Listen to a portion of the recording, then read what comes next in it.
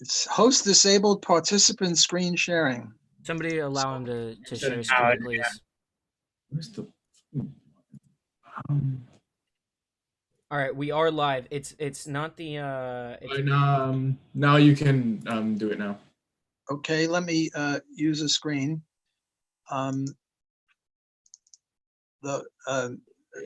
Stefan Kinsella was kind enough to call this the Blockian Proviso, so I got something named after me. Isn't that great? Okay, so what's the Blockian Proviso is we have area A, and then we have area B, and then we have area C.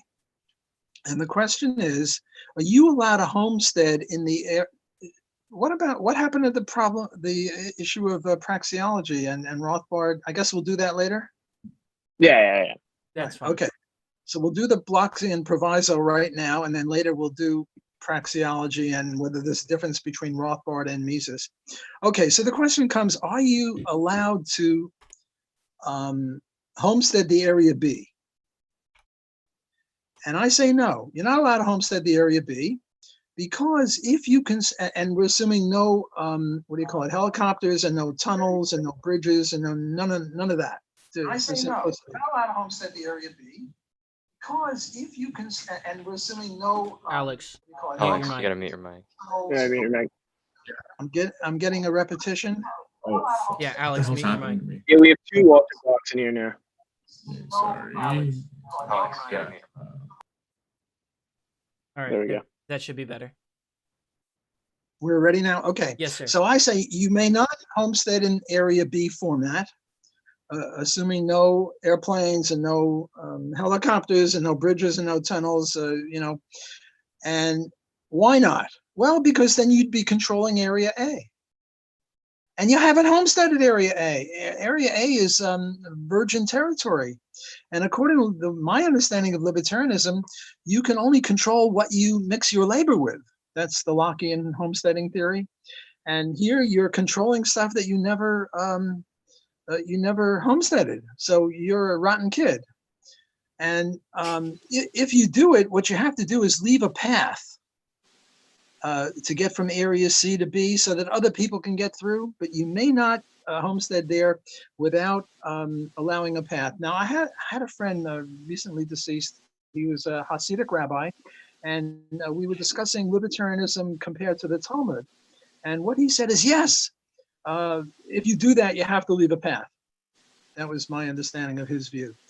And it's interesting to me that libertarianism and the Talmud do overlap. Okay, so why did I get into this? Why did I concoct this Blockian proviso?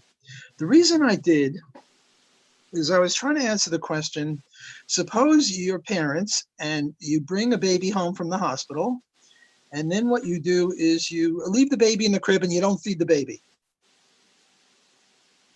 And you see, the reason people bring up this scenario is they're trying to criticize libertarianism because one of the foundation blocks of libertarianism, there are no positive obligations. The only obligation you have is the non-aggression principle. Keep your mitts off of other people and their property without their permission, right? I mean, if you have their permission, it's okay. I mean, like in the boxing match, you get in the boxing match and you can fight somebody else and you hit him in the nose and he can't say, well, you're violating the libertarian view of non-aggression because you've agreed to be in the ring. And, if he hits you below the belt, okay, but above the belt, he's agreed. And sadomasochism. Now I have to tell you my SM joke. The sadomasochistic joke is the masochist says to the sadist, beat me. And the sadist says, no. You get it? Oh, well, it's not that funny. Yeah. Trying to do my best here. But the non-aggression principle says, keep your mitts to yourself and don't grab other people. And there are no positive obligations in libertarianism. And so here's an attempt to embarrass libertarians. The attempt to embarrass libertarians is to say, well, you bring the baby home from the hospital and you let the baby die slowly. And, that's pretty grim. So I wanted to counter that. I didn't much like not defending libertarian theory. And this is an attempt to kick libertarianism in the crotch. to come up with a fiendish, nasty example that shows that, you know, we're callous. We believe in starving babies. And what I said is, no, no, no. What you're doing if you leave the baby in the area is that the baby is sort of like area A. You're now controlling area A or the baby, but you're not homesteading the baby. Now, babies are different than land. With land, you know, you homestead it and now you own it. Babies, you can't own the baby, but you can own the right to be the guardian of the baby. But it's a continual thing. You have to keep guarding the baby in order to, you know, you just can't feed him one day and the next, and you say, okay, I fed him one day and the next day let him starve. No, being a guardian means you have to be the guardian continually until the baby grows up. So that's how I came up with the Blockian proviso. The proviso being that you can only, you can't homestead in the area B area or the area B way, nor can you, because then you're precluding other people who want to get into area A. Well, now you're precluding other people who want to adopt the baby. I want to adopt that baby. And you dirty rat, you murderer, you're precluding me from homesteading that virgin territory. Virgin in the sense the baby is unowned, and now you're giving up the right to be the guardian. Well, if you give up the right to be the guardian, you can't control the baby anymore. You are now obligated to take that baby to a hospital or to a church or a police station or a fire department or something. Not leave the baby out on the sidewalk. But you know, if you know you're not going to take care of the baby after a week and you feed the baby for a week, you have to advertise. And then people will say, well, that's a positive obligation. Ha ha, libertarianism is wrong. But no, you are guilty of the crime of precluding if you don't.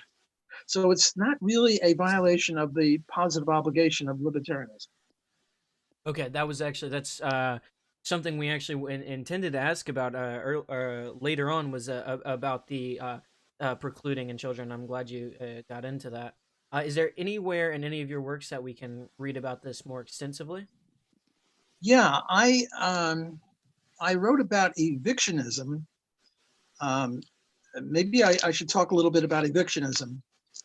Okay. Because libertarians are divided on abortion. You got Murray Rothbard, who is pro-choice. You got Ron Paul, who is pro-life, right? And you can't get two better libertarians than that. And yet they're 180 degrees apart. And I, happily, he said modestly, came up with a scheme that solves this problem, solves the crisis. So let me illustrate that. How do I illustrate that? First, I clear all the drawings. And now what I say is, here is pro-life, and here is pro-choice,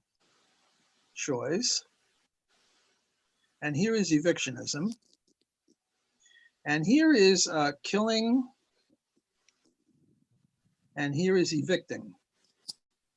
So what the pro-life people say, we're now talking about a woman with a pregnant woman with a baby inside her. Now you'd think that only women can get pregnant, but you're wrong. Arnold Schwarzenegger got pregnant. So we have to be, we have to, it was in a movie, I forget the name of the movie, but I'll never forget that he got pregnant. So if Arnold can get pregnant, anyone can get pregnant. And this idea that there's a difference between men and women is ridiculous. I'm kidding, of course. Okay, so the pro-life people say you can't kill the baby ever, nor can you evict the baby. By evict means take the baby out of the womb and evict the baby. Right. And it's a difference between killing and evicting. It's true in the first two trimesters.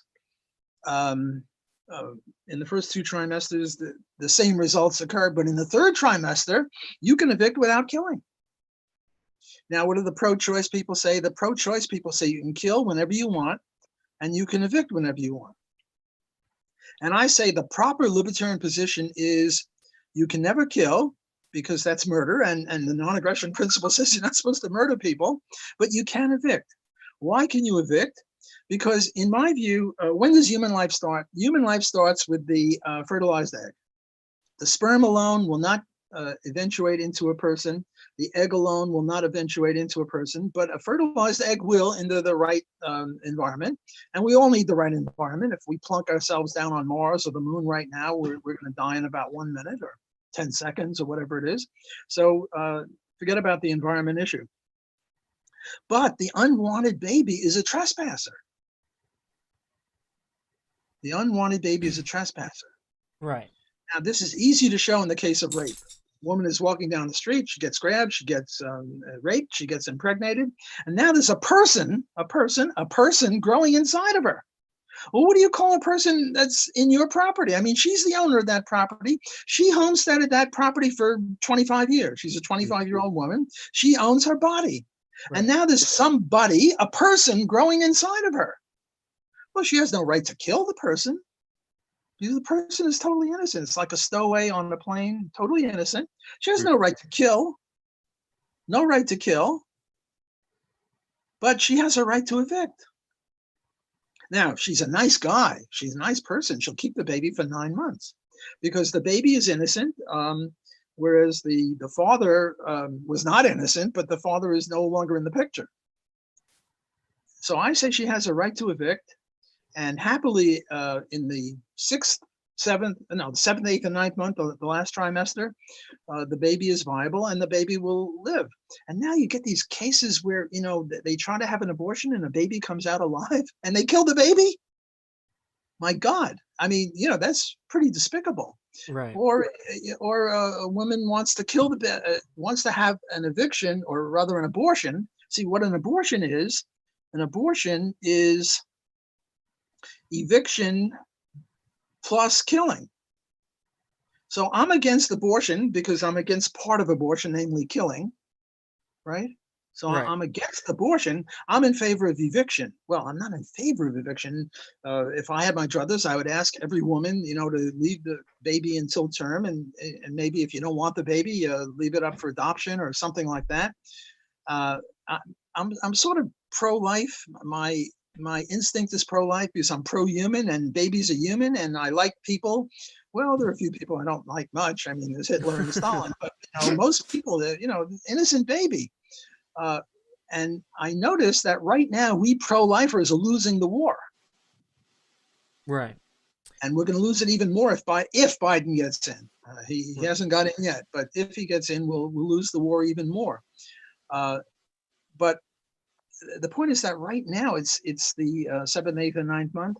But you know, in 10 or 15 or 20 years, there's going to be a breakthrough and the baby will be viable outside the womb a little earlier. You know that in 500 years, if we don't blow ourselves up by then, or in 10,000 years or whenever it is, the baby will be viable outside the womb in a test tube. Mm-hmm. So if we adopt evictionism, we pro-lifers will eventually win. But if we stick to pro-choice, you know, we'll never win.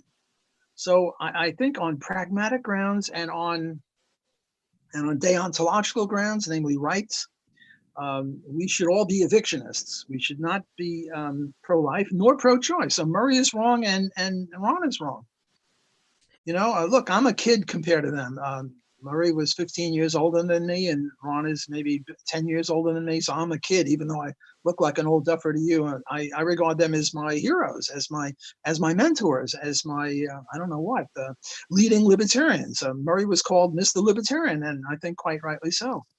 But they're wrong on this, in my view. In my view, the correct view is this sort of principled compromise. You know what? An unprincipled, you know, here some people say 2 + 2 = 4, and other people say 2 + 2 = 6. And a non-principled compromise would be 2 + 2 + 2 = 5, because, you know, you split the difference. But, you know, it's unprincipled because there's no general principle from which you can deduce that 2 + 2 = 5. The only benefit of it is that it's a compromise. Well, evictionism is a principled compromise.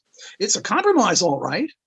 It takes half agrees with pro-life and half agrees with pro-choice, but it's principled and it's based on private property rights. What better thing can we base an analysis on as libertarians than private property rights? Well, the woman is the owner of that. Okay, so I went over rape. Now comes the question, well, how about voluntary sexual intercourse? Didn't the woman invite into her premises the baby? Well, yeah, even if she had, what do you call it, birth control, or condom, or whatever she Right. used. She knows that they're only 99% right, and 1% or 1/10 of 1%. So she invited the baby in. Well, look, if I invite you guys to my house for dinner, does that mean I have to keep you in my house for 9 months? No. Just because you invite someone in doesn't mean that you have to keep them for 9 months. Secondly, in order for there to be an invitation, there has to be an invitee, right? You Right. can't just have an invitation with no invitee. If I invite somebody to something, there has to be somebody that I'm inviting. Well, at the time of sexual intercourse, remember we said that the baby starts with a fertilized egg? Right. At the time of intercourse, there was no fertilized egg. It takes, I don't know, a half hour or 20 minutes or however fast the sperm are to get to the egg, right? So at the time of the so-called invitation, there was nobody to be invited. So the invitation argument against me is wrong. Now, there is one case where she's obligated to keep that baby for 9 months, and that's the case of the host mother, Mhm. because now the host mother agreed to, and she was compensated. She was paid $20,000 to keep that baby inside of her, and she can't evict that baby, even though another person could evict that baby. And now we get into another problem in libertarianism, and that's the problem. The hell's that? The problem of can't think. Performative not performative contradictions, but performative contracts. I forget what it is. Implicit contracts. Performative contracts. Some people, Murray is wrong. Murray said, if I invite you to sing at my wedding, and at the last minute you punk out, I can't compel you to sing at my wedding, because that would be coercive slavery. That would be performative contract. There's a word I'm missing. I'll think of it later. But Murray says that you can't compel the person to sing at your wedding. If you want to, or a band to play at your wedding, if you want to have somebody do that, what you have to do is get them to post a bond, or rely on reputation. Because if the singer punks out, look, if the singer gets sick or the band gets sick, that's one thing. But if the band says, look, I got a better offer, I'm not going to perform my contract, well, then they get a bad reputation.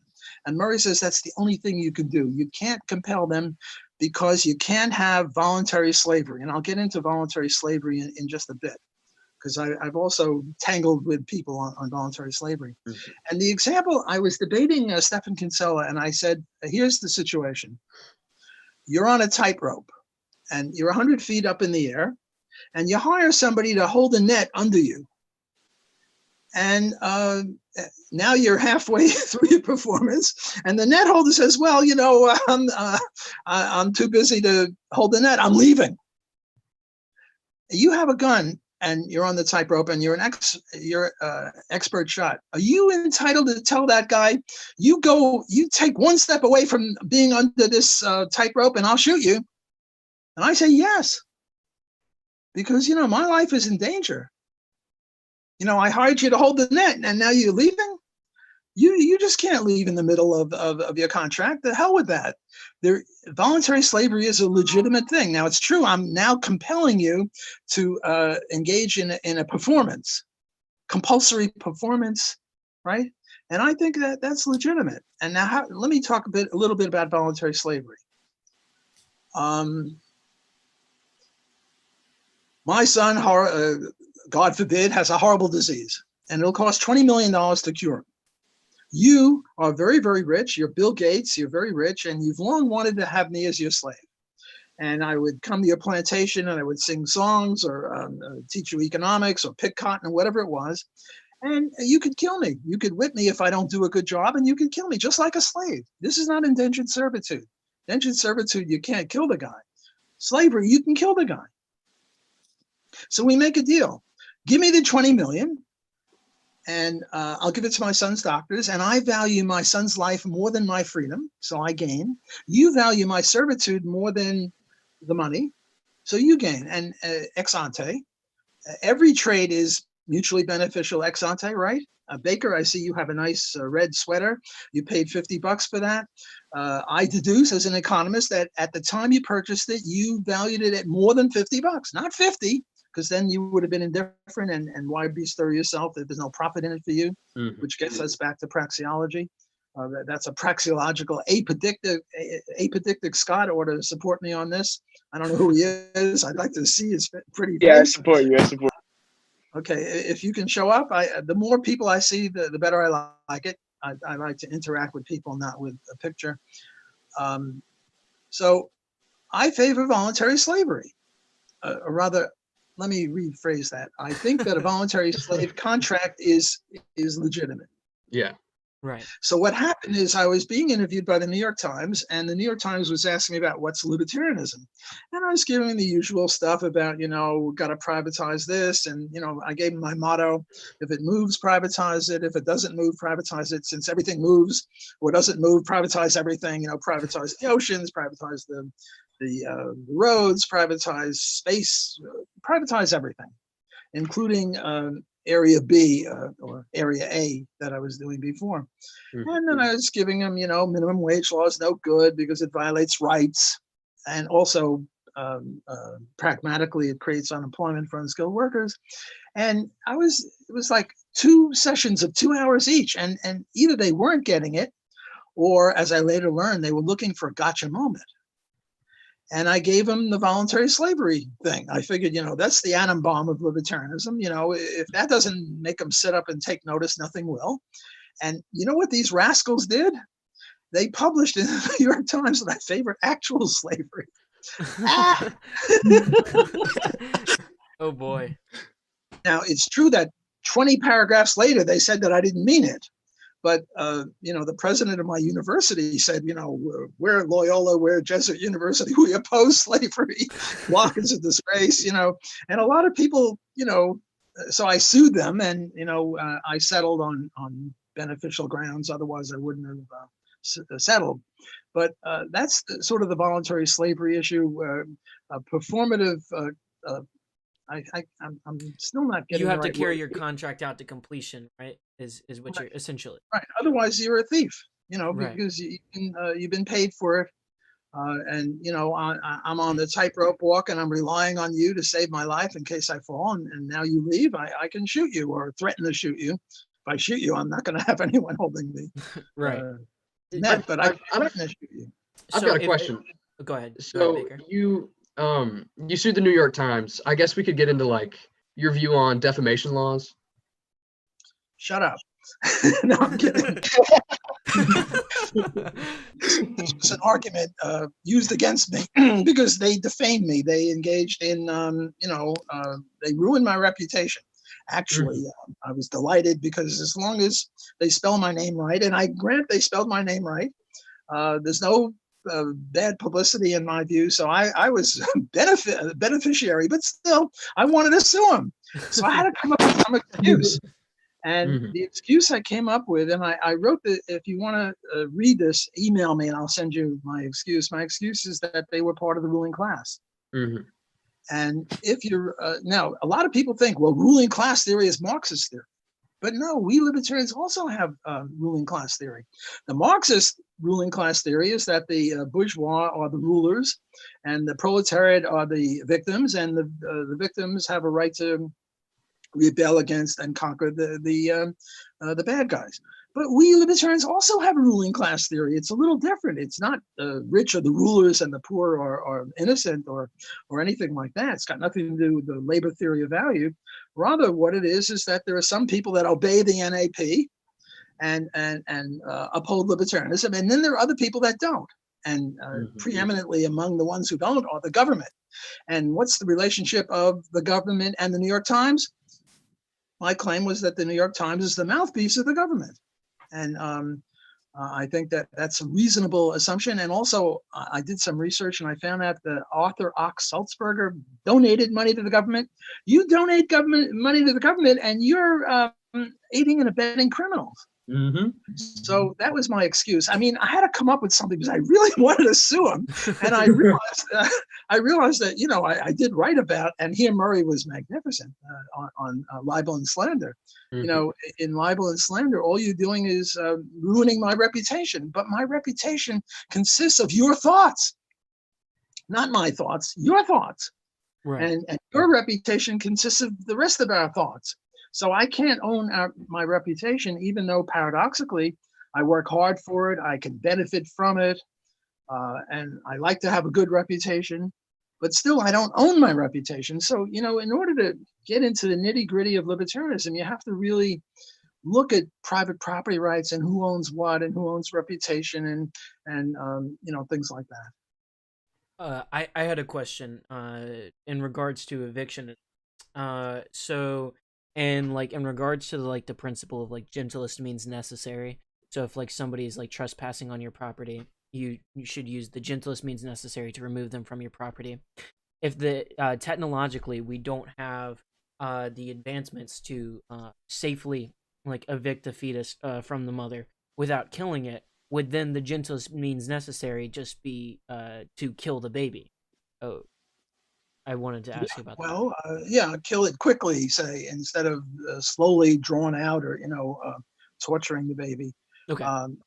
If you step on my lawn, I can't blow you away with a bazooka. I have to say, hey, do you realize you're stepping on my lawn? And you say, oh, I'm sorry, I didn't realize. And you get right off. Well, the no, what is it? No harm, no foul, something like that. No harm, no On foul. the other hand, no harm, no foul. On the other hand, if you stand there and you say, I don't give a crap about your private property rights, I'm standing here and, well then, if I have a rubber bullet, I am obligated to use the rubber bullet instead of a lead bullet. If I have a net, I'm obligated to use the net rather than, grappling with you or something like that. So I should remove you in the gentlest manner possible. Otherwise, I'm guilty of doing a criminal act against you.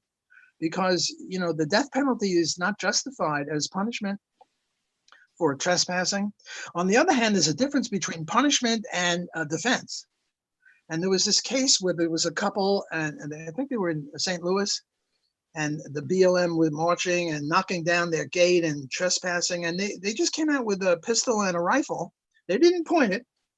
They just came out with that, which was, and the people moved away because they were afraid. And then the government starts indicting them for protecting their property. So yes, I think you're obligated to do it in the gentlest manner possible. And I think that I think that in the third trimester, you can remove the baby without harming the baby. Mm-hmm. But unfortunately, in the third month, there's no way to remove the baby without killing the baby. But the baby is a trespasser. Right. And the invitation argument doesn't hold. The invitation objection doesn't hold.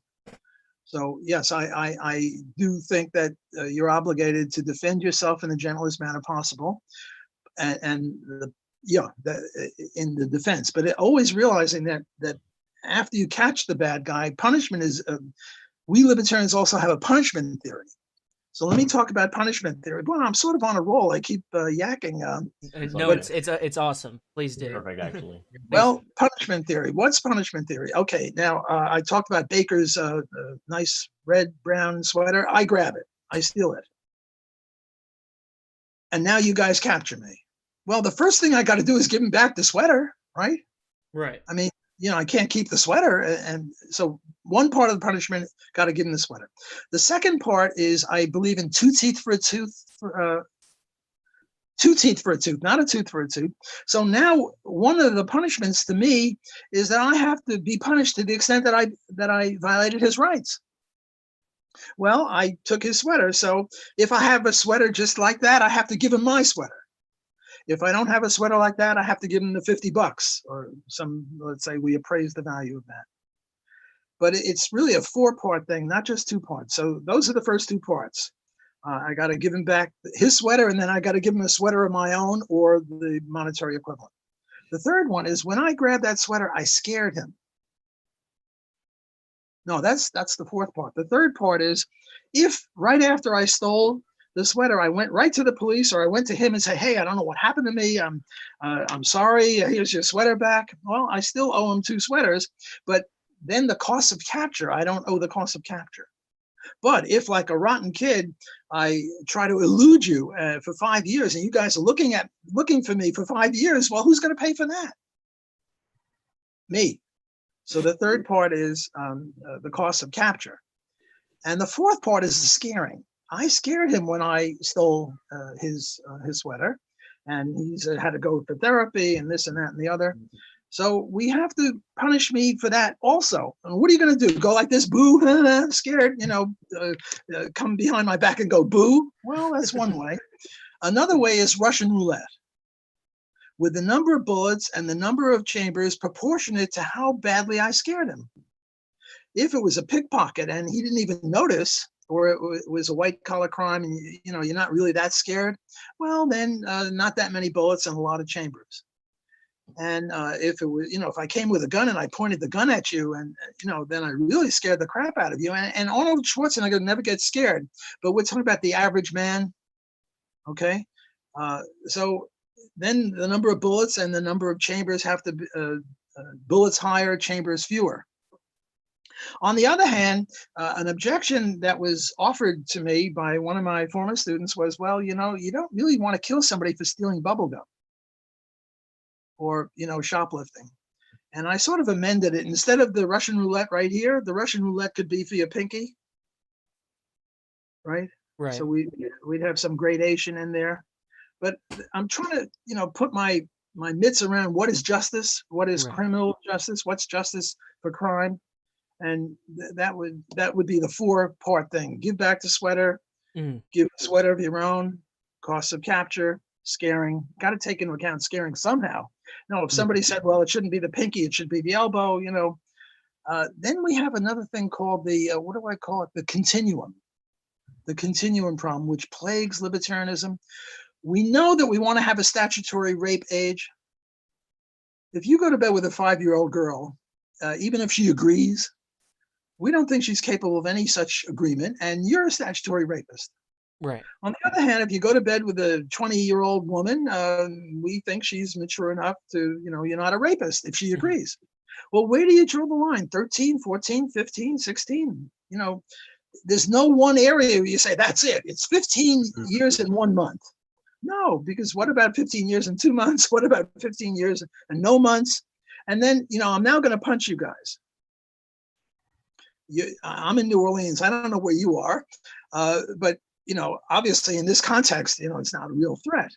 Right. But if it was in a dark alley and you saw the light glint off my wristwatch and you shot me, you would be justified. Right now, you shoot me for going like this, that's crazy. But where do you draw the line? Well, as I get closer and closer to you and it gets darker and darker, you are more and more entitled to take strong defensive measures. Whereas, so there's a continuum problem, and no philosophy has a solution to the continuum problem. The only solution, I think, is you have to get private courts who are judges because of brilliance of analysis or whatever it is, and let them decide. So I hate to let you guys down, but I can't think of anything, and maybe one of you guys will think of something that I can't think of and solve that problem. But right now, I don't know of any solution for it. Yeah, that's something I've thought about because it does get brought up a lot. Is age of consent, but even speaking from other like moral frameworks, it's really hard to justify an objective like this that we draw the line here. It just seems like a very a vague area in general, no matter if trying to remain logically consistent within your own framework. It seems like a problem for almost any moral position. But I did have a question about and I guess you kind of already answered a little bit, but how do we make a distinction between consenting to different types of acts? For example, like a child consenting to go to work, as opposed to a child consenting, having sex. That's a toughie. That's a toughie, because a little girl of 5 years old, if she had a lemonade stand and her parents were around to make sure she was okay, I'm not calling that child abuse. Mhm. And a 12-year-old girl who's babysitting, I'm not calling that child abuse. On the other hand, if the 12-year-old girl is engaging in prostitution, I'm calling that child abuse. Right. But how about if the 12-year-old girl is in a sweatshop? Well, now we're getting more difficult, and we're bringing up the continuum problem. I can concoct a case where it's okay to go to bed with a 5-year-old girl, make a 5-year-old girl prostitute, if the only way to save her life is to do that. Look, I have a daughter. She's a little older than 5 now. But if my, remember that movie Sophie's Choice, where the bad guy said she had 2 children and said, "We're going to kill one, you pick." Yeah.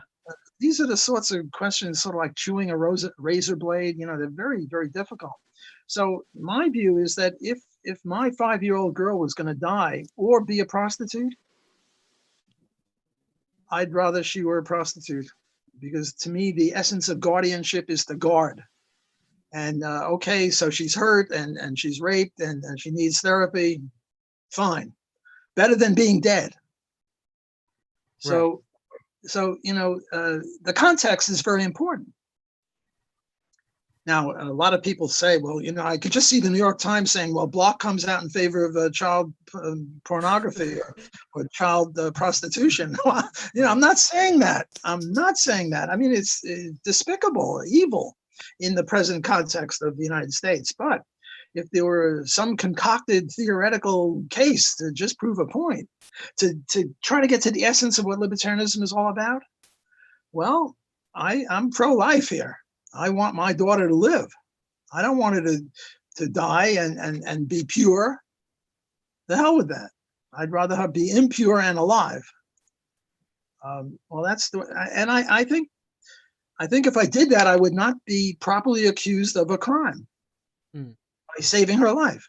Well, there's all sorts of stuff about saving a life. I'm going to pick on Zane now. There's a truck, onrushing truck coming in. I push Zane out of the truck and I break his ribs.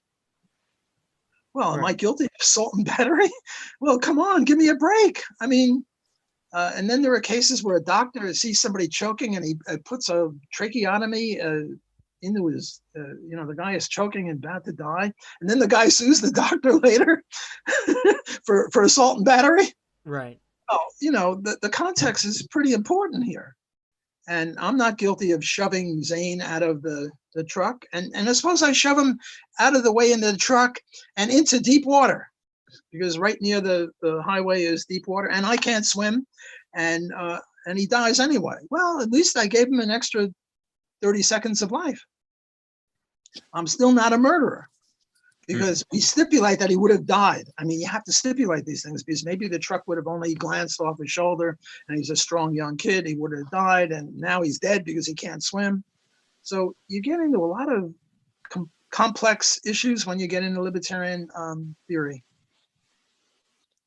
So on the topic of consent, why is it that it's considered that consent can't be considered absolute like contracts? I'm sorry, I didn't understand that question. Say it again. Yeah, so in the sense that contracts can be considered absolute, they must be fulfilled in every way. So like if you fail to fulfill a contract, you're guilty of a crime. Why is it in the sense that contracts consent can't be considered in the exact same fashion? Who is asking that question? That's me. Quantum reasoning. The problem I'm having, is it you, the guy with the hat and the hoodie? No. No, I've got my camera off. Put your camera on, because I'm having a hard time understanding. Say it again. My camera doesn't work, but my question was, why can't we consider consent absolute like contracts? I think he's asking like, why is age of consent law just like a strict number instead of a fluid thing? Oh, I don't think it's a fluid thing. I think that we have to have a number. Mhm. Now, I think 16 is a reasonable number. Maybe 17. Yeah. I have a daughter. 17 is better than 16. But if in another country, in some countries they allow girls to marry at 13. I'm a little leery Yeah. of that. I wouldn't like to live in a society like that. But you have to have some number. I'm just saying that the number can't be defended absolutely. Because if I say 16 or 17, well, why not 17 in a month or 16 in 6 months or something like that? And then does it matter if the male is 50 or 1 month older than the girl? Right? I mean, these are all difficult problems. But let me give you another example. There was this movie, Dr. Strangelove. You Mhm. must see this movie. It's a great movie. And there was a scene where they had to make a phone call to preclude a nuclear exchange between the US and Russia, or between the US and the Soviet Union. And the only way to make a phone call then was to have a dime. We didn't have cell phones in those days. And the only way to get a dime was in the Coke machine. And the Coke machine was private property, and somebody was going to shoot the Coke machine to get the dime, and here's an attempt again to undermine libertarianism. And somebody said, "Oh, you can't shoot the Coke machine; that's private property." Did you get it? I mean, Yeah. this is an attempt to give a reductio ad absurdum against libertarianism, that libertarianism is a suicide pact. Well, look, if I shoot the Coke machine in order to get a dime to call Washington to, stave off a nuclear exchange, which will kill billions of people, okay, I'm a criminal. I'll give you a dime. I'll give you an extra dime, and there's no cost of capture because I'll admit that I did it. I'm proud. I should get a medal for doing it, which leads me to the Nazi concentration camp guard. I'll get to that in 1 second. And should I be punished? For stealing a dime to save the world? I mean, let me give you the Nazi concentration camp guard. Can there be a Nazi concentration camp guard? A libertarian concentration camp guard? Yes, there can be, under the following circumstances. And I hope the New York Times isn't listening in on this because they'll call me a Nazi. But Screw it. so here's the situation. In order to be a concentration camp guard, you got to kill 100 people a day.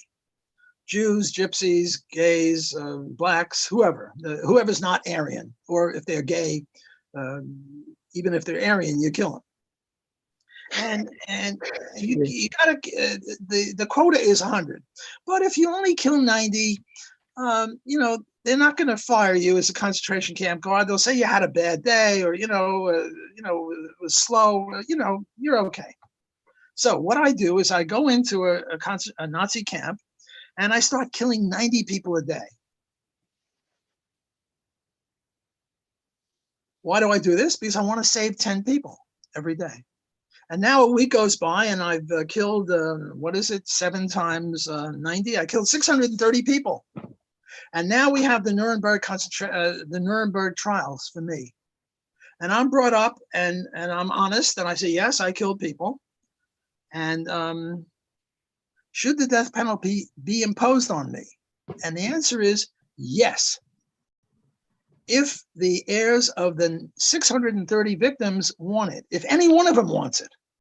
Mhm. And what I do is I plead with them. I say, look, I'm a good guy. I'm a libertarian. I did this in order to save people. I wish I could have saved your uncle, your brother, your kid. I just did it indiscriminately. I just saved 10 people at random. And if you want to kill me, what you got to do is give me a medal and a ticker tape parade, because I'm a hero. Because I saved 70 people. And then you can kill me. Now I'm a real hero. I'm willing to put my life on the line to save people. And I'm in the hope that I will be forgiven. Because before I was talking about the, the libertarian punishment theory. Right. If Baker forgives me for stealing his jacket, well, then all bets are off. I don't have to be punished, because in effect, he's now giving me the permission. So who would give me permission? The heirs of the victims that I killed. I killed 630 people. I saved 70. And if any one of the heirs says, look, I'm sorry, I realize you did it, but I want you dead, well, then I think libertarian justice would mean that I have to die. But I'm a hero. So, this is sort of convoluted, and we're coming up with weird assumptions about 90 people and 100 people. But all I'm saying is that libertarian theory is complicated. It's not very straightforward. It's Dr. Black. I think all political is very complicated. I think people oversimplify it. Libertarianism just seems to be a punching bag quite often, but they don't see how sometimes these arguments can apply to their own framework as well. Right, I agree with you entirely. Dr. Black, I have a more simple question. What was Bernie Sanders like in high school? Wait! Don't go away. Okay. No, you got a picture? Oh, look at that bookshelf. That is. It's insane. It's insane. What a hobby. That is impressive. My mouth is watering. I want that bookshelf. I know that bookshelf is something else, dude. I'm like so proud of like my 200 books or whatever, and I'm just like looking at this like, oh. Constant. Here it is. Your book. This is my wait, I'm gonna get out of this what do you call it? I'm gonna stop Screen share. sharing stuff. Now I can see more of you guys. Here is my high school graduation yearbook. I graduated high school in '59. Mm-hmm. And here is a picture of the track team. Bernie and I were on the track team, and I don't know if you can see it very well.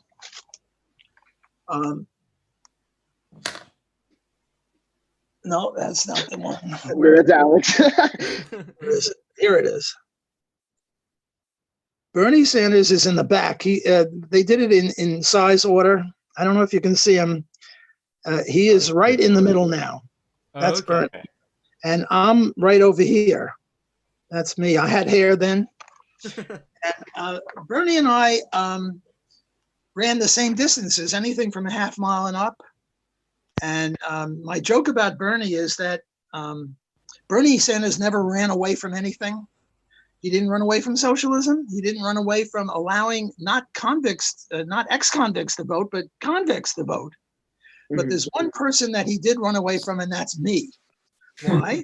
Because he was one of the best runners in Brooklyn at the time, and I was sort of mediocre. I never broke 5 for the mile, whereas he was doing like 4:30 or 4:35. My best time was like 5:05. And he ran, we both started at the same starting line, but he ran away from me. That's my silly joke about him. But we were sort of buddies. Basically, we'd go to, track meets in Van Cortlandt Park in the Bronx. And we also lived in the same quadrant away from Madison High School. So we'd walk to school, walk back. I wasn't really bosom buddies with him, but we were sort of buddies. And we've stayed in touch every 5 years or so. We email each other. And as soon as COVID is over, I'm going to invite him to speak at Loyola, because I like to have my students see both sides. And I invited Ron Paul, and I'm going to try to invite Rand Paul, so why not him? Okay, the next picture is, here is a picture of me. Can you see me? Where am I? Which one? Which one are you? With my finger. Oh, wow. Professor Block, the Chad. Yeah. Yeah, I had hair then. And now here's a picture of Bernie. Where's a picture of Bernie?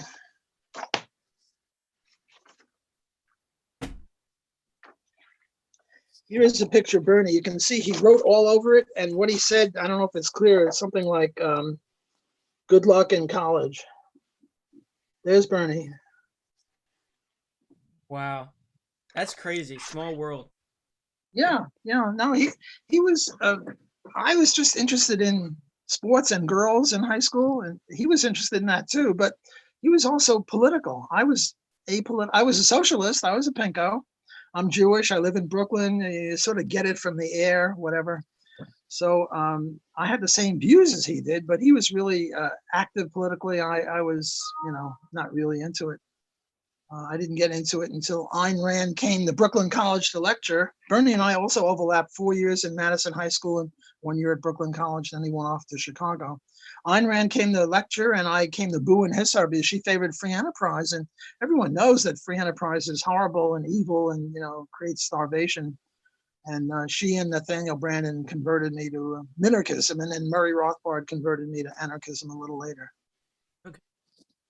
I wanted to ask a bit of a question about actually like the origins of property rights. Where do you think property rights stem?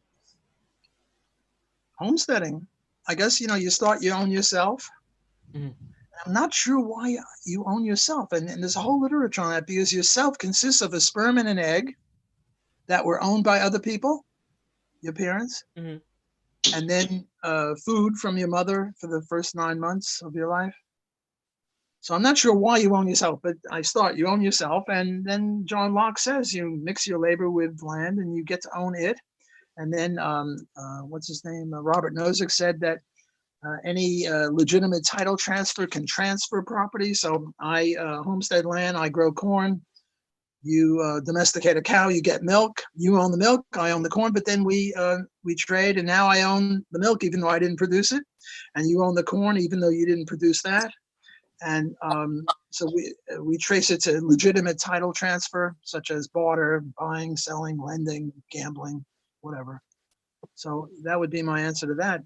Ownership stems from mixing labor with land. Now, a lot of people say, well, if that's true, then we should give the whole United States back to the Indians.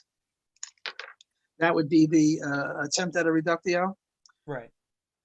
My argument on that is right now we have about 350 million, 340 million people, and the country is empty. You go from New York to New Orleans at night and you look down, there's nobody there. There are no lights. Okay, every once in a while it's a little city here and there. Place is empty. You go west of the Mississippi and it's totally empty. There's nobody there. Okay, Denver is there, but that's it. The place is bloody empty. How many Indians were there when the white man came? The best estimate is 2 million. 2 million? Well, if 350 million can't fill up the place, how can 2 million fill up the place? Right. So what the Indians should own is, their southern area, 10 square miles, and then a road up to their northern area, 10 square miles, and that's it. They would own, a couple of percent of the land.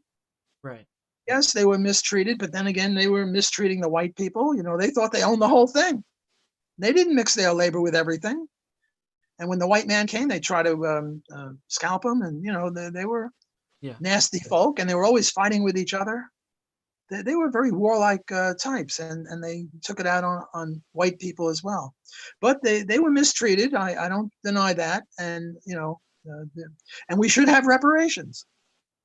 They should get those tribal areas where they own it in common. You have the tragedy of commons. They should each own 1/50th if there are 50 people, and they should be able to buy and sell their land just like anyone else.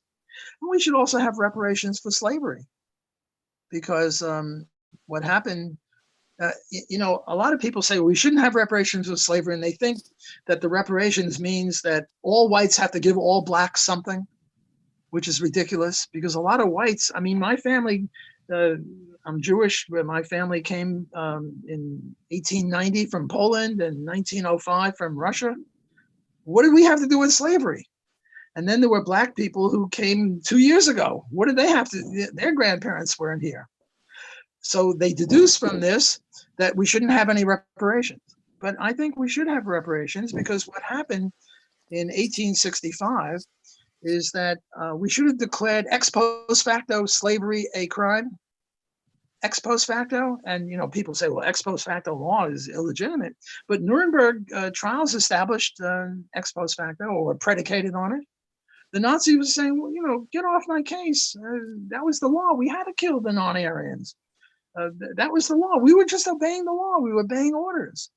And the Nuremberg trial said, there's a higher law than the German law, and that's the non-aggression principle. Well, that applies to slave owners. What should have happened, if there were 500 slaves on the big plantation, they should have each been given 40 acres and a mule kind of a thing. Mhm. But they weren't. And instead, the plantation was given to the white son who gave it to his grandson. And now there's somebody in South Carolina who's got a plantation of 2,000 acres. And he's sitting there. He's not a criminal, but he's receiving stolen goods. And that property should turn over to the great grandchildren of the black slaves. Now, possession is 9/10 of the law. If you want to turn, where is, who was it that I was stealing his shirt from? Baker. Baker. Where is Baker? Oh, No, there you are. you gotta Oh, you scroll. took the shirt off. You trying? See, Oh. he's trying to fool me, and you know, Took he knows it from me. he knows I've got it my eye on that shirt. That's why he took it off.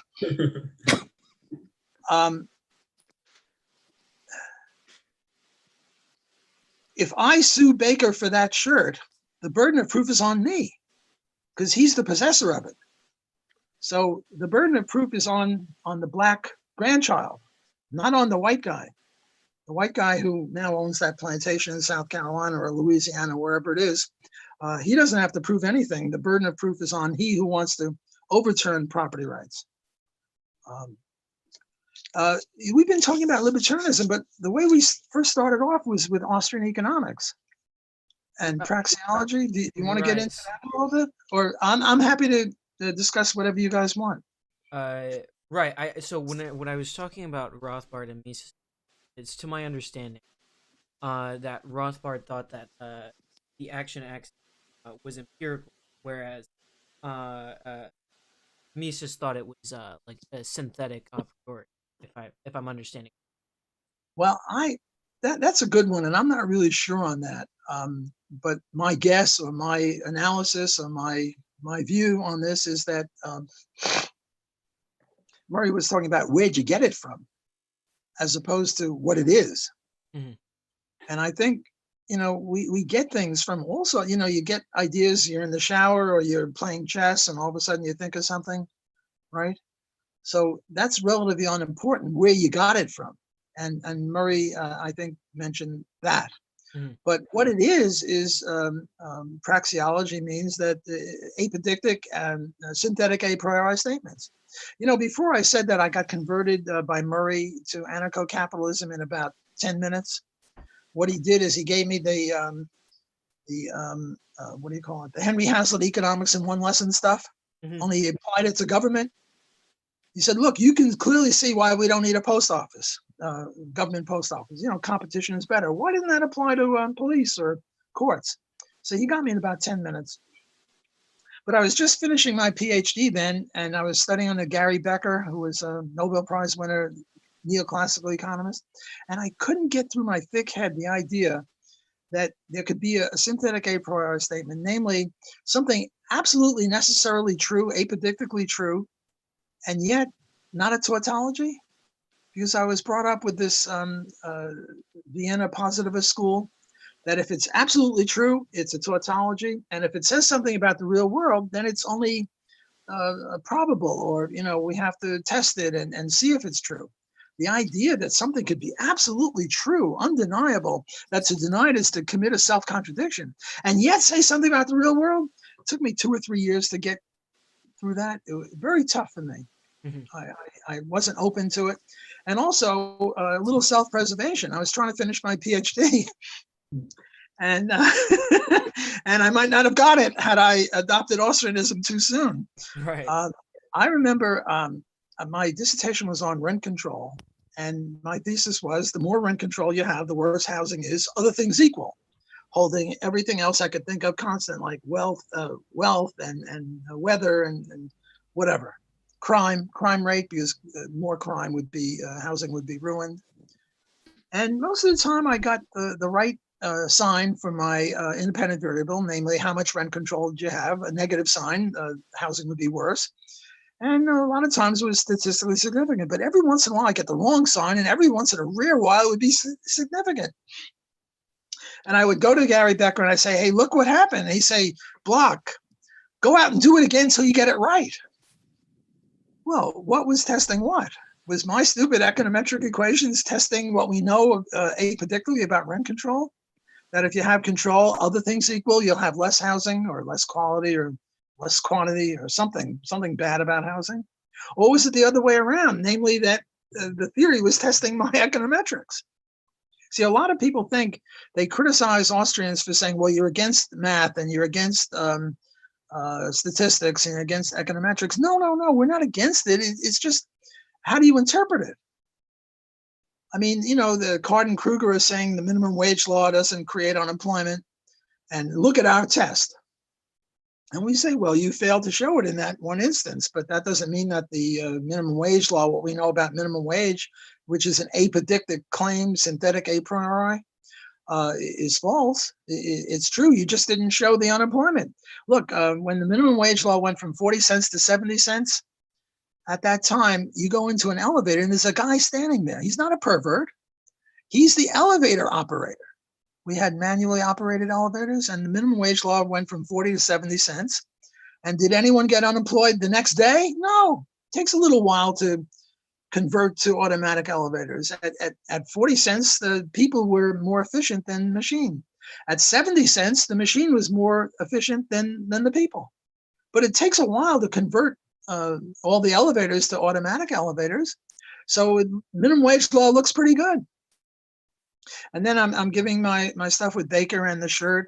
He bought the shirt for $50, and we deduce that at the time he valued it at more than $50. That's necessarily true. I once got into it with a guy named, what's his name? Brian Kaplan from Mason. Brian Kaplan. Brian Yes. Kaplan from Mason. And he wrote a thing That's one why of I'm sorry?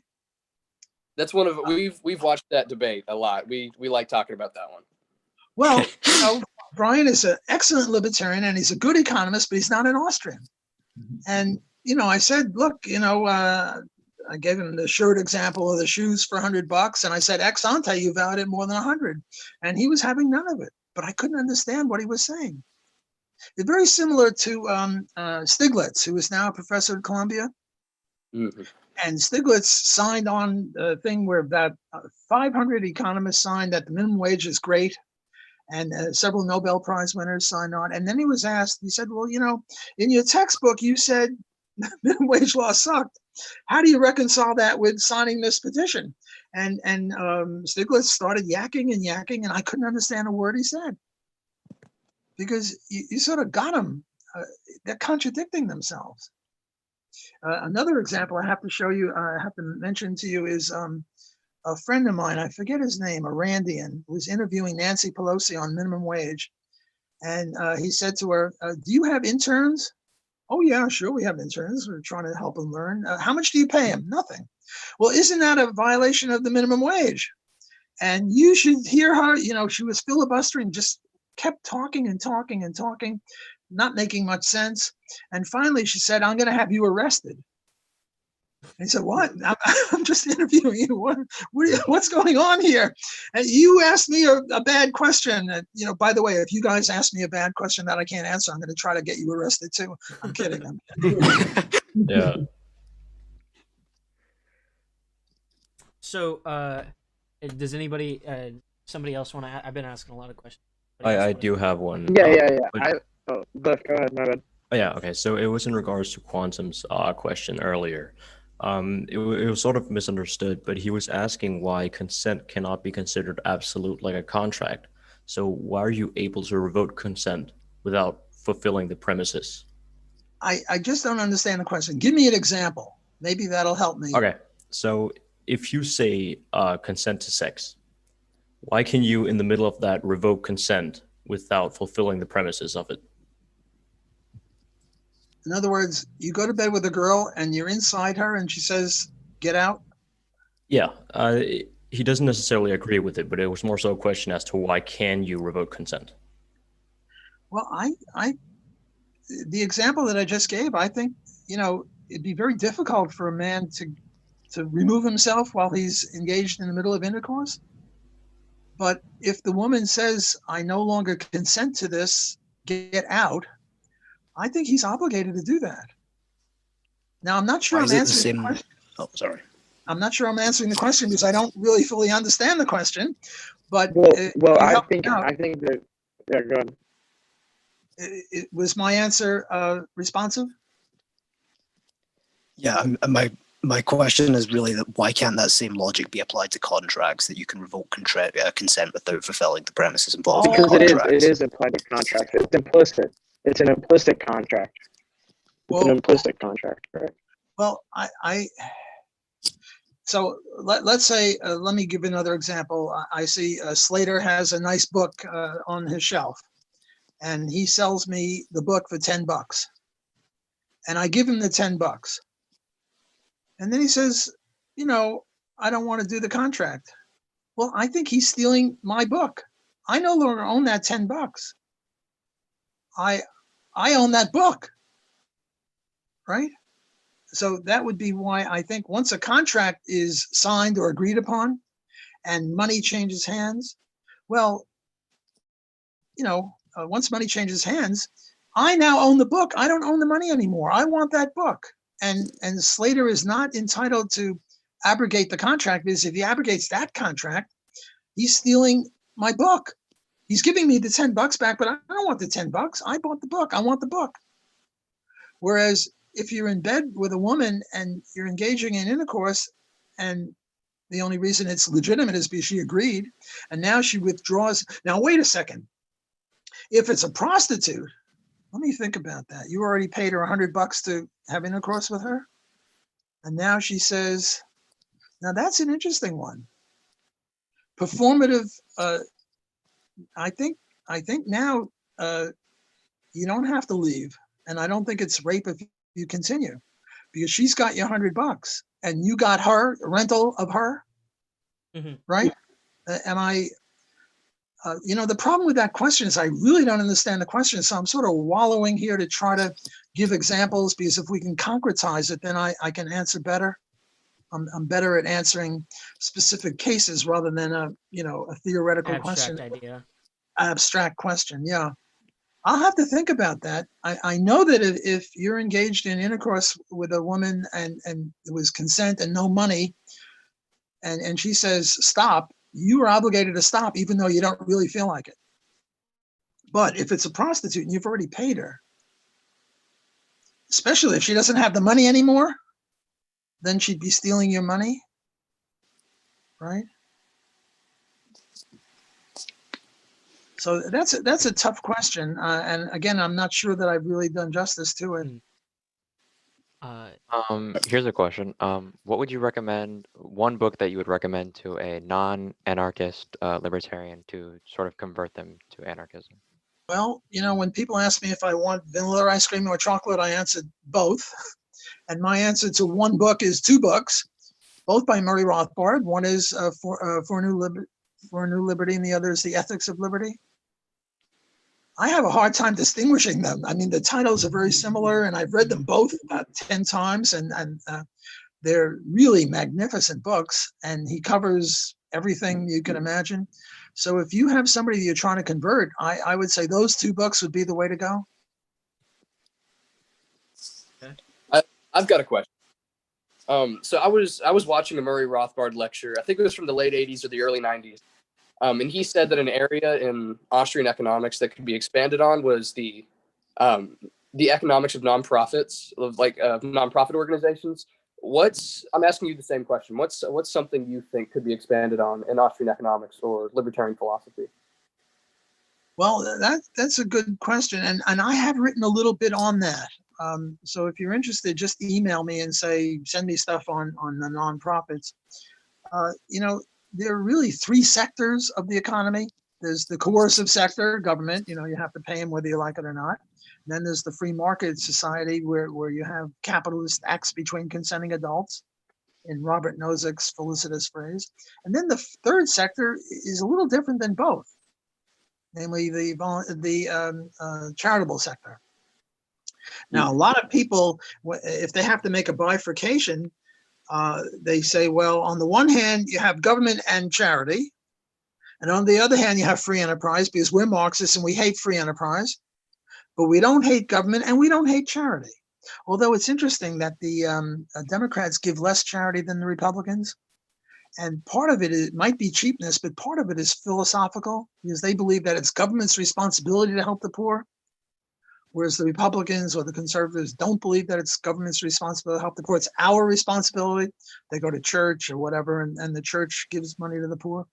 But the way the libertarian would look at it is there's the voluntary sector and then there's the coercive sector. And the coercive sector is only government and the voluntary sector is both. But still, there are differences. There are differences between buying and selling and giving money to people, as in charity. So a lot of issues come up, and I think that this is an area that is very non-studied. I mean, if you ask me for references on rent control, I could give you 5,000. If you ask me on minimum wage, 10,000. If you ask me on taxes, 20,000. If you ask me on the libertarian view of charity, I could maybe give you a dozen, and I'd be hard put to come up with a dozen. So this is a great uncharted area in libertarian and Austrian theory. So there's not all that much written about it, and yet it's very important. And there's a buddy of mine named Mark Hughes who did a lot of work on this. And he and I have co-authored 1 or 2 articles. But if you're interested in this, email me and I'll give you maybe a dozen references. And if you want to work on this, you should read what other people have done so you don't have to reinvent the wheel. You can stand on the shoulders of people who came before you. Mm-hmm. Look, guys, I hate to say this, but I really allocated just an hour for this, and now it's almost an hour and 20 minutes. So I'm going to have to call an end to it, but I am delighted. And remember the price that I'm charging you for this? Yeah. Yes, yes, sir. Do you remember? Okay, you have to Got it. seriously consider We got coming it. to study with me at Loyola. And it's not just me. We have all 4 of us are Austro-libertarians. All 4 out of 4 econ professors are. And then we used to have a guy teaching business ethics, Nick Capaldi. He just retired. He was a libertarian. And we have a guy named Chris Green who teaches business law, who's a libertarian. And we have a guy in the English department, John Mosier. And we have 2 guys in the law school, Viator and Gruning. That's about 8 or so out of about 250 professors, which is a gigantic high proportion. Next door, Tulane is triple our size, and they've only got 2. Down the street, LSU. I once gave a speech there, and I said, "Are there any libertarian professors here?" And there were 300 kids in the audience. None, and that's quadruple our size. So you guys can probably get into Harvard, Yale, Princeton, but the problem with that is you're not going to have any free enterprise people. You're not going to have any Austrians. You're not going to have any. Well, you might have 1 libertarian here, 1 there. Look, I went to if you want to go on for a degree, a career in academia, my view is that the prestige of the undergraduate isn't that important. The prestige of the graduate school is more important. And we're just talking undergraduate. So I think you can have a good 4 years at Loyola, and you'll have a whole bunch of fellow students who are into it. Whereas you go to these other prestigious schools, there are exceptions. There's Hillsdale and there's Grove City. But there aren't that many exceptions, and I think we're a better shot at for many reasons. We've got more people than Grove City, and Hillsdale is really neocon now. Mm-hmm. So I'm putting in a pitch. I have your promise, a solemn vow, that you'll seriously consider coming to Loyola when you go to college. Okay. Of course. Professor already- Block, if I might, one final short, one-word question. What is worse, a Keynesian or a Marxist? We got it now. What's worse, the devil or the deep blue sea? Well, I guess Marxist is worse. Whether cultural Marxist or economic Marxist, at least the Keynesians are not all that horrible on micro. Mm-hmm. They're very bad on macroeconomics. They're horrible on macroeconomics, but then the Marxists are no better on macro either. Whereas on micro, a good Keynesian is not necessarily going to favor minimum wage or rent control, or they might be in favor of free trade. Right. So I would pick, I would pick the Keynesian as the lesser of evils. All right. Take care, thank guys. Thank you so much. Yeah, appreciate it. Thank you. Thank you, Professor Block. Have a great amazing. evening. My pleasure. Stay in touch. Yes, Well sir. done. All right. Right. Did you guys say love you? He said will do. I heard love you. Okay, but if we're coming out of this with one thing, I think we have to ask, how can one man's accent cuck him so hard? Shut up. So That is Scottish. true. It's deserved. Let's be honest. It's Wow. Well, okay, so no, Well, Craig, man. I will say it is harder to understand things when you can't see people's lips moving. Yeah. Yeah. And we're used to your accent. Guys, So. we Yeah, got a Scott it face takes reveal. a Can while we to talk about get this? used to understanding what you're saying. Yeah. Can we talk about how we got a Scott face reveal? Oh yeah. Oh yeah. He called you Duddy. He called you Duddy, and through my mic, it sounded like Daddy, and I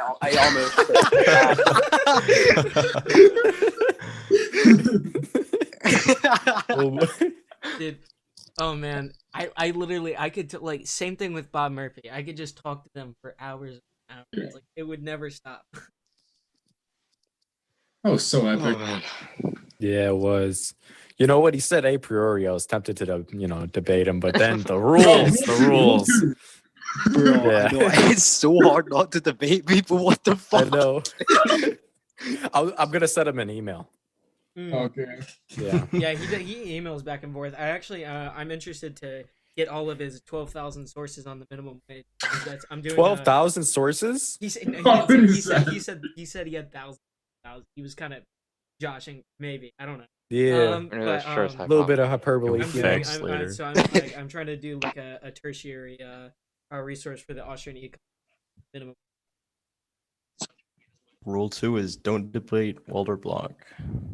It was very Darn hard. rules. I'm a libertarian, man. You him about the Minsky's instability hypothesis. I want to know about that. Yeah, I did want to ask him about that, and that was like going to be the next econ question. But I really I think getting a lot of libertarian. Yeah, I agree. Yeah, not I necessarily wanted to say like and I kind of knew like a lot of them is gonna be like well there's no definitive answer, you know. It's kind of just but there's no definitive answer like anywhere. Really. You kind of either have to be logically inconsistent, just set an objective like defining line between. But we didn't ask him about when somebody becomes a rational actor. That would have been really good. Yeah, it would have been. Maybe maybe if we promise to get more people in here next time, or like a new group, he'll do it. Unfortunately, I was supposed to leave 30 minutes ago, but I decided to stay because I'll see you boys. See ya.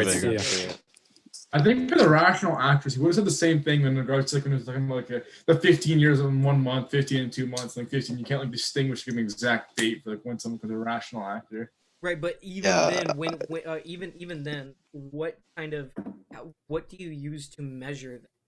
What do you use to measure? Like, is there a test we give? Is there like what do we do to determine? Yeah, I had a similar question about evictionism. Don't know really wants you to stay. Yeah, I know. I've said it 37 times already though. So. Slater, you look like MGMT. That's what Don't Know said. Who is MGMT? Like a band. Oh, okay. Like Or an artist. You know, I had a similar question about evictionism and the quantification of what is the gentlest manner to remove someone, because it seems like it confused me a little bit when I was learning about it, that you can sort of quantify these sort of very similar scenarios. Like, how do you say like the easiest or the gentlest way of, like, in the scenario that you have to kill someone to remove them from your property, how do you quantify the easiness or the gentleness of like putting them out? Is it like the speed it's done? Is it like how... the relative degree of inputs that it's put in is... Yeah, I mean, that's kind of just a problem of life. When you have human interaction, there is a degree of variance in like of interpretation of things. And so like it's even like in the case of self-defense, right? Like if at what point am I allowed to use lethal force? And at what point are you a threat to me or a lethal threat to me? Like to Kyle Rittenhouse, a 200-pound guy about to slam his head into the concrete, very well might have seemed like enough to use lethal force. Whereas, had that been on grass, maybe not. But to anybody, I always find that interesting. Not to really get how written this thing, but like as somebody who's like a wrestler, I always find it very interesting that they're like, oh, all he just lunged at the guy, and I'm like, you don't understand. They're on concrete, right? Like, if like people don't understand how like sensitive the back of your head is as well. Like I know it sounds like morbid, but like if I like lunge at you and we're on concrete and I pick you up and I slam you down and bash your head on the concrete, you're going to die, or at least be like severely hurt. So that's like it's kind of like one of those things whereas like if they were on grass, or if they were in a ball pit, maybe it's different, so it's kind of like it's all about like situational, right? I don't think there's any like with anything in life where there's two people interacting with each other, you have some sort of like objective standard. What thing that's like there has to be Yeah, that's where I kind of like, with especially the prescription that if it's not the gentlest manner, you're guilty of some sort of criminal offense. I think that can be like interpreted really dangerously in the sense that it can lead to a lot of false or completely wrong interpretations of things that really can't be considered that in any rational perspective. well. So it's just a legal issue, really.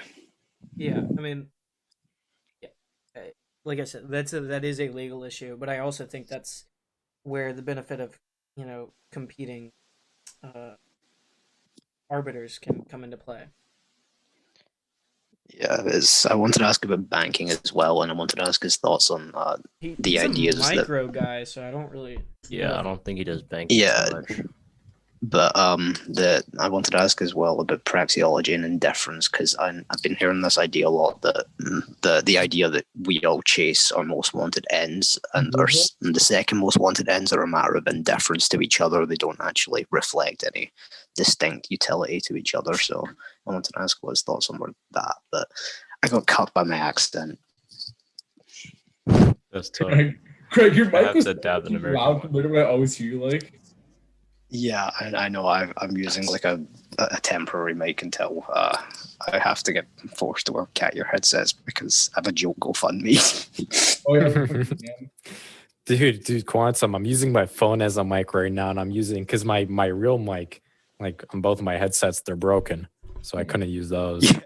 Yeah, I'm using my iPad as a webcam. On my phone. Yeah, exactly.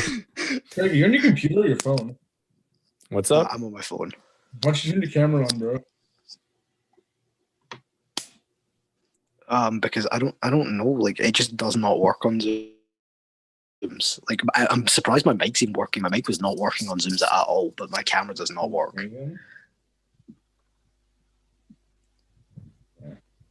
And Glyph doesn't even have the option for a camera. No, I'm using a monitor. God knows when. It's true. How old is Walter? I have no idea. He's probably around 70. He's Really? 80. Yeah, He's I think he is 78. around. Yeah. There's 80. There's no way he's 80. No, he's like 78, I think. You graduated. He looks like Born- between yeah, he's 60 and like- between 90. Born August 21st, 80, 1941. He's 79 years old. Yeah. 79. Dude, he looks good for 79. He's I thought, 79. I thought he was 50 at first, to be honest. Yeah, he's 79. He was born 41. That's insane.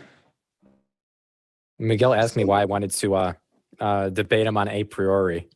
Well, within here, some people hold praxeology to be a priori, and I hold a very differing opinion, and that's why.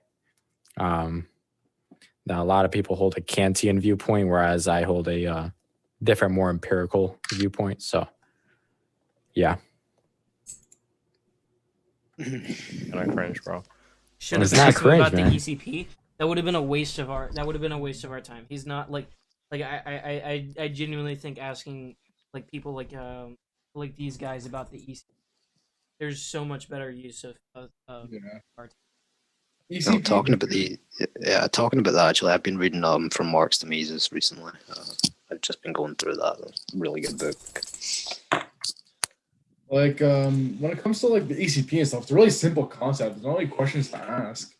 You can find like papers on it everywhere and stuff like that. Yeah, and it's like you gotta understand like professors and stuff. Like he's not going to like really care, most likely, especially he's a micro guy, about keeping up to date to like Coda, would you stop shaking? Would you stop?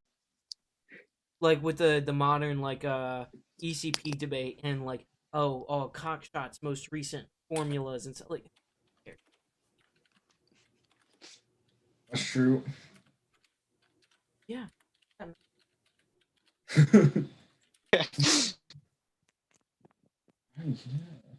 Our views are like 35 at max, I think. Yeah, something like that. Pretty epic.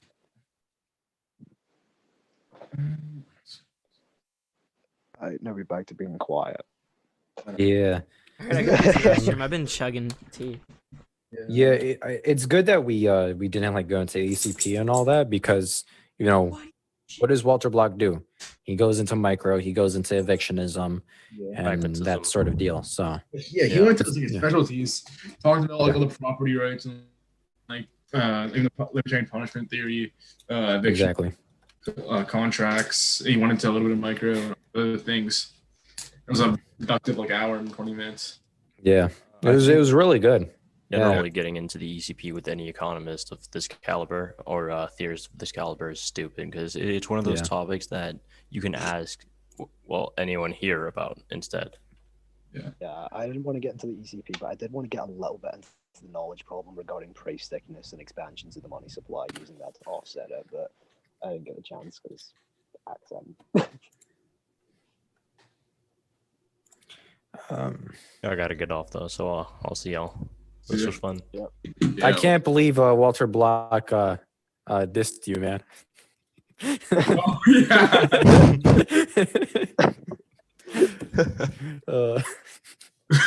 Poor Glyph.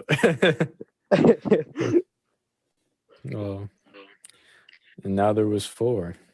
Oh. Ian's got her now. Oh, nice. An actual economist. Ashropunk said that in the chat. Yeah, he's in chat right now. Ashropunk, get on the Zoom. We'll continue the interview with you.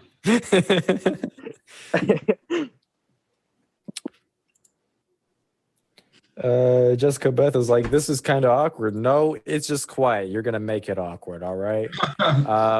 Yo, Sockden says get Garrison next. Garrison? Oh, God, please. Oh. Please. I love Garrison so much. What? I fucking love Garrison. He's just, please, let's get Garrison on. Okay, Habishro is saying that, I mean, Ryan, okay, but wouldn't they then not be meaningful to the construction of reality by virtue of being tautologous?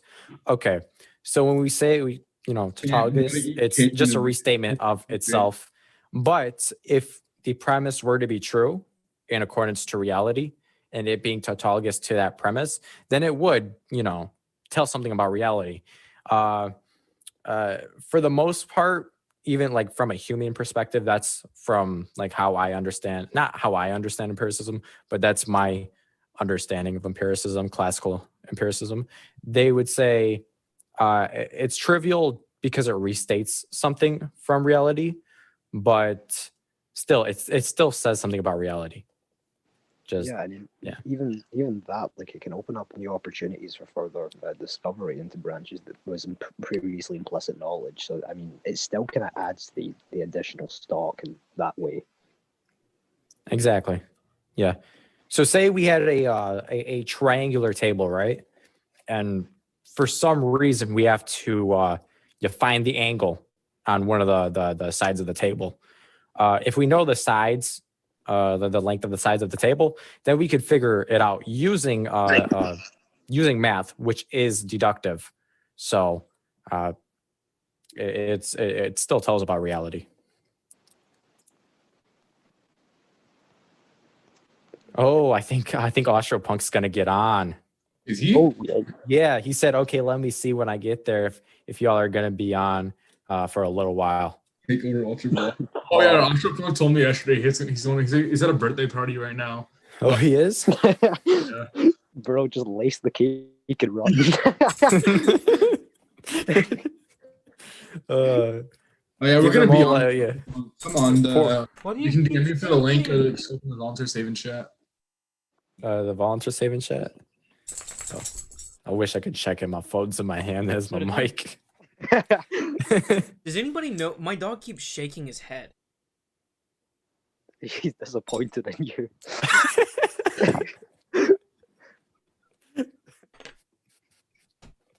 Oh, Glyph just DM'd me something. It was pretty funny. He said, I really had to leave you with you. Reminded me of getting dissed by Block. I'm sorry, Glyph. When he called you ugly? When he called Yeah. Glyph Oh. Oh my. Oh, sure, but would you draw a distinction between the epistemological character of pure versus applied mathematics? Okay, Habishro. So, I mean, we can. What are you trying to say? Pure versus applied. So you're talking from the perspective of like just going on a paper, doing the deductions. That's doing the formulas, equations, whatever. That's the pure mathematics, and then looking at reality, looking at the table and taking the measurements of the table. That would be the applied. I would say I don't think a distinction is necessary, because if we still look at reality and see a triangular table, a table that fits the definition of a three-sided polygon, and then we can see it as three sides, do the deduction, and it would still apply. There might be some like accuracy issues, like we might be 0.0001 inches off or whatever unit off, but it would still tell something relative to reality.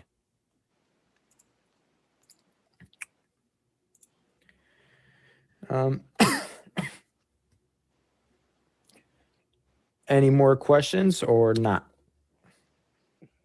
Who disliked the video? Who disliked the video? We got. Bruh. Oh my gosh. It was definitely Mr. Ty. Mr. Ty. Wait, where'd Slater go? Slater left, I think. Yeah. Yeah. Oh yeah, Jessica Beth. I am the Tree of Liberty. I would post the rare video on Voluntaryist Haven regarding meta ethics. So yeah, I haven't posted in months, so I should really get onto that. The account's almost at 1K, but like it's epic. Yeah, it is. You guys check chat in a second. What about it? I'm gonna send something there in a second. PogChamp, I believe Block ascribes argumentation ethics. Yeah, he does. I did want to ask about like his thought, how he would bridge the is-ought gap, or what he would classify it, if he would classify it like as an ought or an is, but I didn't get to ask that either. I had a lot of questions.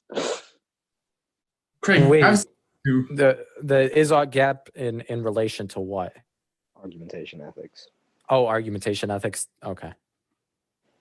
All right. Maybe Alex, what were you gonna say? I don't know what I'm gonna say. Watcher Blocks emailed me to send the link to the video. All right.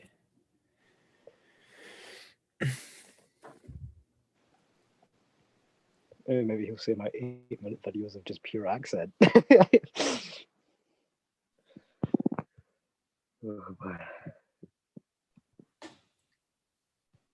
Oh boy, that was a good time. He was really funny.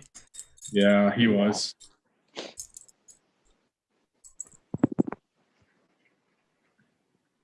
Yeah, he did when he brought up Bernie. Yeah. Bernie didn't run from much. Bro, when he started talking about Brian Kaplan, I couldn't stop thinking about the 1/10 of the worst payment. Yeah, I wanted to bring that up. Well, I just quantified it. I just did. I just did. But there are no Exactly. usual. It's 1/10. It's 1/10. Yeah, if you want, the emails on Mises.org. Quantum going to PogChamp is asking Quantum, are you going to make a response to Weston's new video on argumentation ethics? He used a Descartes essay. Pretty interesting. Jesus Christ, fine. I'll do it eventually because he took like a month to respond and I can't be bothered anymore. Yeah, exactly. 1 month response. Yeah. But I'll get around to eventually, sure. Oh, okay. Sockdom Hobishro. Okay. Yeah, who let Hasib in this chat? Exactly.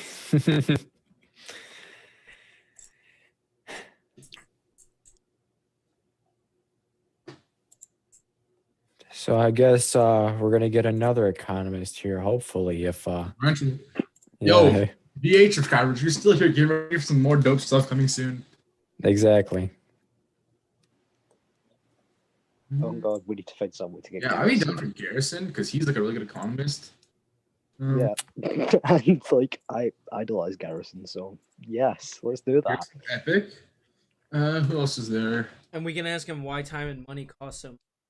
True. This is such an expensive book, dude. It's a shame because like Peter Lewin, as Scott said earlier, would be a good one.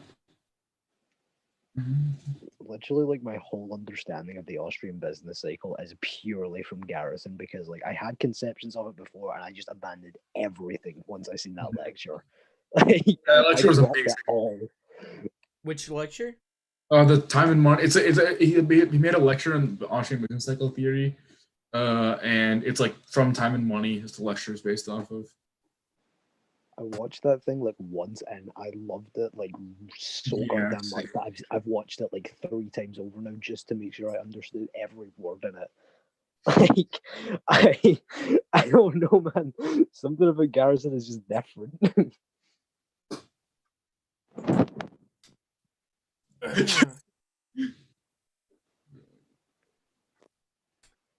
All right. I think it's time we end the stream. I'm done. All right, guys. Thanks everybody for coming by. Hopefully we can interview some more people in the future. It was a good time, and yeah, peace out.